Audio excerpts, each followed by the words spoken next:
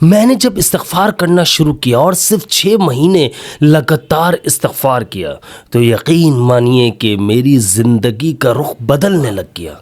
मुझे समझ में नहीं आ रहा था कि यार मैं इतना अच्छा फील कैसे कर रहा हूँ, मैं इतना अच्छी मेरी हेल्थ कैसे हो रही है, दिमाग पुरसुकून क्यों हो रहा है, मेरा माइंड फ्रेश क्यों रहने लगा है। मैं बड़ा उस वक्त खुश भी होता था और परेशान भी होता था। परेशानी की वजह ये थी कि यार अचानक मेरी बॉडी में चेंजिंग, ये बदलाव कैसा आने लगा है।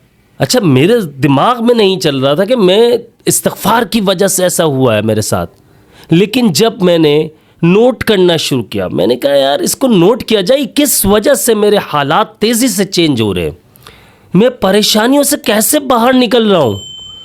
क्योंकि यार एक बात समझिए, ये मैं उस वक्त की बात कर रहा हूँ जब मैं बहुत ज़्यादा परेशान हाल था। जब बंदा चारों तरफ से परेशानियां घेर लेती है तो बंदा उन परेशानियों का आदी हो जाता है। ये बहुत सिंपल सी बात है, आप लोगों में से बहुत सारे लोग जानते होंगे। तो उन परेशानियों का मैं आदी बन चुका था। अब अचानक सब कुछ बदलने लगा, माहौल तब्दील होने लगा, मुझे इन्वायरमेंट पसंद आने लगा। मैं जहाँ भी जाता बहुत अच्छे मूड के साथ रहने लगा, उन लोगों से अच्छी तरीके से बात करने लगा। यहाँ तक कि मेरे दोस्तों का मुझे याद है, मेरे फ्रेंड सर्कल्स की मैं बात कर रहा हूँ, मेरी जो गैदरिंग है मैं उनमें भी बैठता था तो मैं बहुत चिड़चिड़ा होता था, हर वक्त सोचते रहना, टेंशन में रहना, एंजाइटी में चला गया, समझ लें। लेकिन जब मैंने इस्तिग़फ़ार शुरू किया उसके बाद ये ज़िंदगी, जैसा कि मैंने बताया, बदलने लगी। शुरू में समझ में नहीं आया कि यार ये हो क्या रहा है, ये किस किस्म का जादू है, मैं इतना अच्छा फील कैसे कर रहा हूँ।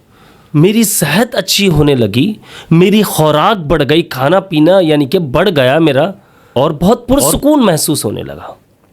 फिर मैं बयानात में बहुत ज़्यादा जाता हूँ, मैं ज्वाइन बहुत ज़्यादा करता हूँ, दर्स हो गई, तदरीस हो गई, कोई भी बयानात हो गए, किसी भी बुज़ुर्ग के हो गए, मैं वहाँ पहुँच जाता हूँ, मैं सुनता हूँ, मुझे सुकून मिलता है। और आज भी माशाल्लाह से यही मेरी रूटीन है। तो आप लोग भी इस तरह से जाया करें, बहुत फ़ायदा होता है। और लेडीज़ जो हैं उनके लिए भी मैं यही कहूँगा कि यार कोशिश किया करें, ऐसे पर्दे वाले भी हैं जहाँ पर बयान होता है, वहाँ पर पर्दे का इंतज़ाम होता है, वहाँ पर भी जाया करें। बाकायदा ख़वातीन को भी बुलाया जाता है ऐसे बयानात में, तो वहाँ जाना चाहिए। अच्छा, मैं बात ये कर रहा था कि फिर इसके बाद जब मैंने बयानात में गया, अपने हज़रत से मिला, एक जिनसे मैं बैत भी था, मैंने जब सारे सवालात अपने उनके सामने रखे, मैंने कहा ऐसा ऐसा हो रहा है। बोले क्या रूटीन है आपकी डेली की? मैंने बताना शुरू किया। मैंने कहा ये रूटीन है मेरी, जो नॉर्मल रूटीन थी वो सब बता दी मैंने कि किस तरह से उठना, क्या करना। उसके बाद मैंने पूरी अपनी ज़िंदगी की कहानी उनके सामने रख दी कि यार मेरी ये डेली लाइव रूटीन है। उन्होंने जब सुना, बोला एक चीज़ नहीं छोड़ना, इस्तिग़फ़ार, ये तुम्हें तुम्हारी ज़िंदगी को बदल कर रख देगा। गुनाहों से बचना और इस्तिग़फ़ार ना छोड़ना, बस, बाकी तो आम लोगों की तरह तुम्हारी लाइव रूटीन है। मैंने कहा अच्छा, मैंने कहा ठीक है। अब उनकी बात, बस 2-4 मिनट उनसे मिले थे मुझे, मैंने उनकी बातों को सुन लिया, समझ लिया, मैं चला गया। लेकिन इसके बाद मैंने नोटिस करना शुरू किया। मैंने कहा नोट तो किया जाए यार, ये मसला यानी कि ये जो बात है ये वाकई सही है या नहीं है। और यकीन मानिए जब मैंने नोट करना शुरू किया तो मेरे हालात बहुत तेज़ी से बदलने लगे। मैं बहुत अच्छा फील करने लगा। घर में बेसुकूनी का जो आलम था वो ख़त्म हो चुका था। मेरे डिप्रेशन की वजह से जो घर में लड़ाई झगड़े थे वो ख़त्म होने लगे। समझ लीजिए कि मुझे इबादत में बहुत मज़ा आने लगा था, मुझे बहुत मज़ा आ रहा था।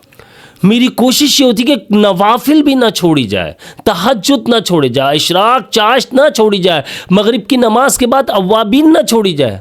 यार मज़ा आने लगा था। वल्लाह सच बता रहा हूँ, मेरा अल्लाह देख रहा है, आज भी मैं सच कह रहा हूँ। मुझे मालूम नहीं मेरे पास पैसा कहाँ से आ रहा था। मैं उस वक्त की बात कर रहा हूँ जब मैं पूरी तरह से ख़त्म हो चुका था, कारोबार ख़त्म, बीमार हो चुका था, ब्लैक मैजिक का शिकार हुआ था, ब्लैक मैजिक का इलाज हुआ, इसके बाद इस्तिग़फ़ार की तरफ भी आ गया मैं।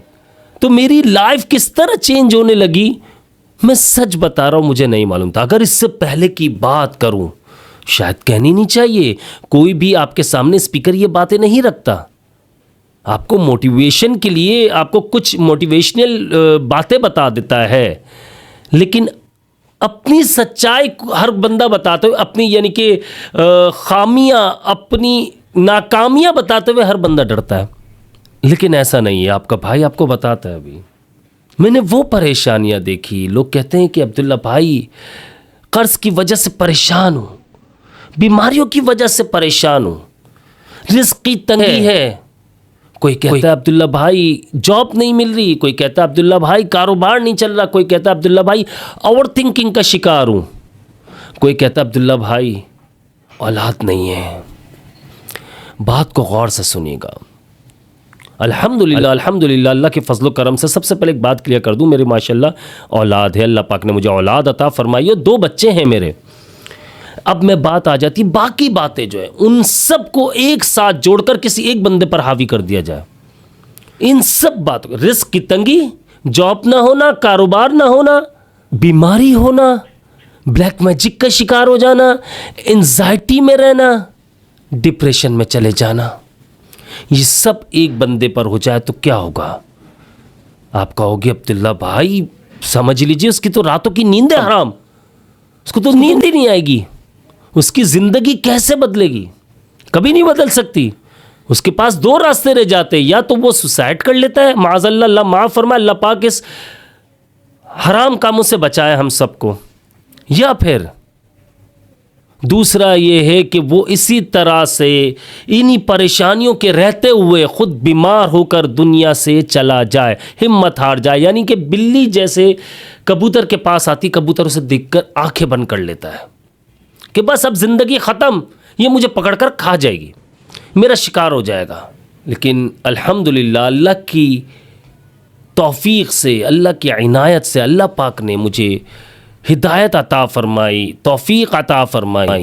ये अल्लाह की मेहरबानी है। अल्लाह ने मुझे कमज़ोर नहीं पड़ने दिया। मैं लड़ा हूँ, हालात से लड़ा, मैंने बड़े मुश्किल वक्त निकाले। मैंने वो वक्त भी निकाला कि जब मेरे पास शायद, बताते हुए मुझे झिझक महसूस नहीं होती, शायद 100 रुपये भी ना थे।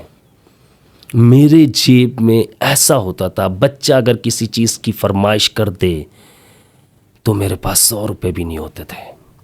मना कर देता, एक बार मना करता, दूसरी बार कहीं जा रहे फिर कोई फरमाइश आ जाए कि बाबा ये चीज़ दिला दे, बच्चे मांगते रहते हैं, क्या कर लोगे आप। लेकिन फिर मैं इस चीज़ को बहुत ज़्यादा फील करने लगा। बॉडी में हिम्मत नहीं थी, दिमाग काम नहीं कर रहा था, सर हर वक्त सुन रहता था, हार्ट बीट बढ़ी रहती थी, दिमाग फटता था मेरा। ऐसी सिचुएशन में बंदा कहीं जॉब नहीं कर सकता, कोई नहीं रखता। ऐसी सिचुएशन में बंदा कोई बिजनेस नहीं कर सकता, क्योंकि बिजनेस तो तबाह हो चुका था।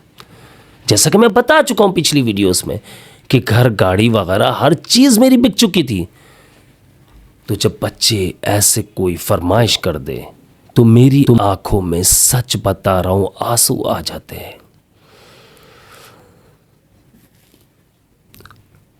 मैंने ऐसा वक्त भी गुजारा, सिर्फ अल्लाह रब्बुल इज़्ज़त से, अल्लाह मैं तेरा मोहताज हूं, मुझे अकेला मत छोड़ना, तेरा जैसा वादा है मैं उस वादे पर भरोसा करता हूं। ए मेरे अल्लाह मुझे दोबारा खड़ा करना, मैं हिम्मत हारने वाला नहीं, मुझे बस तू कुव्वत दे, ताकत दे, हौसला दे, तू मुझे तौफीक अता फरमा, इतना मजबूत बना कि मैं इन परेशानियों से, इन अजियतों से, इन तकलीफ़ों से, इन बीमारियों से लड़ सकूं। और ये वो बीमारियां थी जिनका डॉक्टर के पास इलाज ही नहीं है। वक्ती तौर पर मेडिसिन खाकर सुकून मिल जाता था, लेकिन इसके बाद वही 8-10 घंटे बाद वही तबीयत हो जाए। अब मेडिसिन लो आप, इसके बाद आप नींद घंटे 10-10 घंटे सोते रहो। क्या जिंदगी बन गई थी। मैं रोता था, सच बता रहा हूं, मैं रोता था, लेकिन किसी ने साथ नहीं दिया। पिछली वीडियोस में जैसे कि मैंने बताया, पिछली कल की वीडियो में, बल्कि ये 2026 चल रहा, उस वक्त ये बात तो थी कि 2021 की, आज मैं 2026 की बात करूं।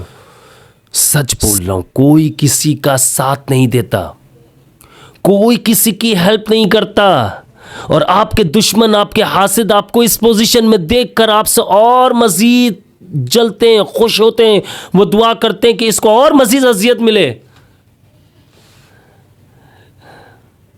लेकिन एक बहुत ही पावरफुल दुआ है मेरे दोस्तों, अल्लाहुम्मा इन्ना नजअलुका फी नुहूरिहिम व नऊज़ु बिका मिन शुरूरिहिम।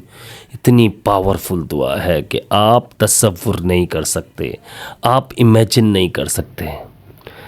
आप यानी कि कमज़ोर हैं, आपके अंदर ताकत नहीं है, आप लागर हो चुके हो, कमज़ोर हो चुके हो।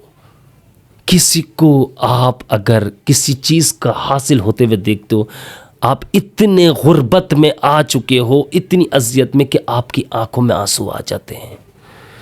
तो ये हसद नहीं है, ये आपकी गुर्बत है, गरीबी है। तो उसी वक्त अल्हम्दुलिल्लाह रब्बिल आलमीन ये पढ़ लिया करो। इसके बाद एक दुआ सिखा रहा हूँ आपको, अल्लाहुम्मा अइन्नी अला ज़िक्रिका व शुक्रिका व हुस्नि इबादतिक। ये दुआ पढ़ा करो 3 बार। मेरा अल्लाह बड़ा खुश होता है इस दुआ से। ये वो दुआ है जो आपके रिस्क में बरकत भी दे देगी। आप अल्लाह का शुक्र अदा कर रहे हो, अल्लाह बड़ा राज़ी होता है। ये दुआ ज़रूर पढ़ा करें। मैं इस दुआ का एहतमाम करता था।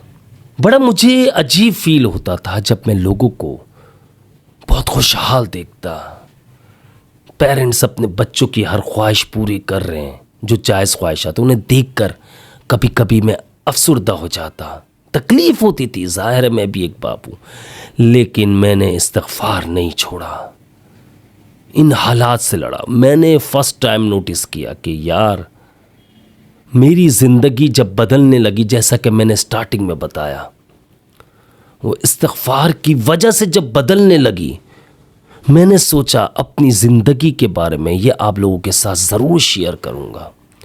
यकीन कीजिए आज अल्लाह का शुक्र है सब ठीक होता जा रहा है, लेकिन आज भी मैंने इस्तिग़फ़ार करना नहीं छोड़ा। मेरी आंखों में अब भी आप आंसू देख सकते हैं कि किस तरह से ये मैंने जज्बात में वीडियो बनाई। कोई स्क्रिप्टेड नहीं है, कोई लिखा हुआ नहीं है मेरे पास। खुदा अल्लाह की कसम खाकर कह रहा हूँ, ये मेरे दिल के अल्फाज हैं। जो लोग कहते हैं ना, अब्दुल्ला भाई इस्तिग़फ़ार करके देख लिया, नमाज पढ़ के देख लिया, कुरान मजीद भी पढ़ लिया, सब करके देख लिया, सब इबादतें कर ली, लेकिन कोई फ़ायदा नहीं हुआ।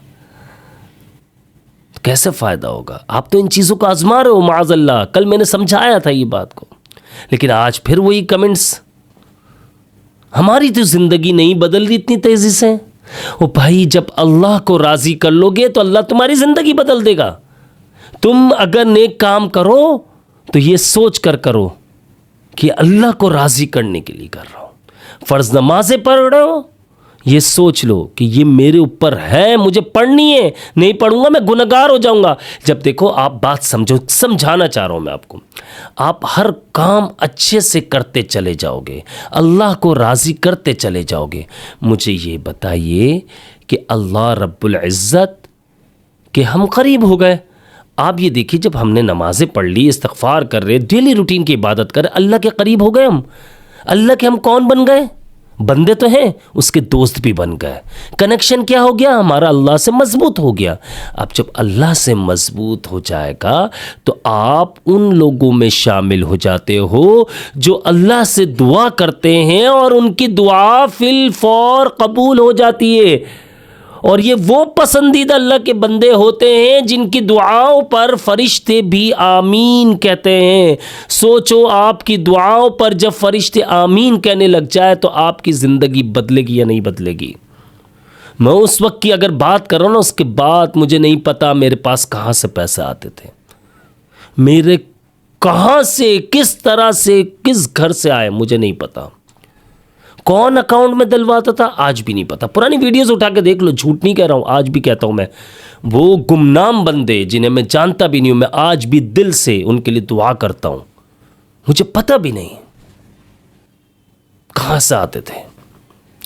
तो ऐसे बन जाओ कि अल्लाह रब्बुल इज़्ज़त तुम्हारे लिए ज़रिए खोल दे तुम्हें पता ही ना चले किस जरिए से कहाँ से पैसा बरस रहा है, किस तरह से तुम्हें सेहत मिल रही है, कैसे सेहतयाबी हासिल हो रही है, कैसे तुम अजियतों से परेशानियों से बाहर निकल रहे हो। तो मज़ा है लाइफ जीने का। मर्द बनो, उठो। ये मत सोचो कि मुझे सब कुछ करके दिख लिया। एक बार दिल से मजबूत अकीदे के साथ, पूरी ईमानदारी के साथ आप इबादत करना शुरू कर दो। सिर्फ 6 महीने करके तो देखो मेरे दोस्तों। फिर आप कहोगे कि अब्दुल्ला भाई 6 महीने इस्तग़फ़ार करने के बाद मेरे साथ क्या हुआ, मैं आपसे शेयर करना चाह रहा हूँ। सब्सक्राइब कर लीजिएगा, मुझे अपनी खास दुआओं में याद रखिएगा। मैं हूँ आप सबका भाई अब्दुल्ला बिन हमीद। अस्सलामु अलैकुम व रहमतुल्लाहि व बरकातुहू।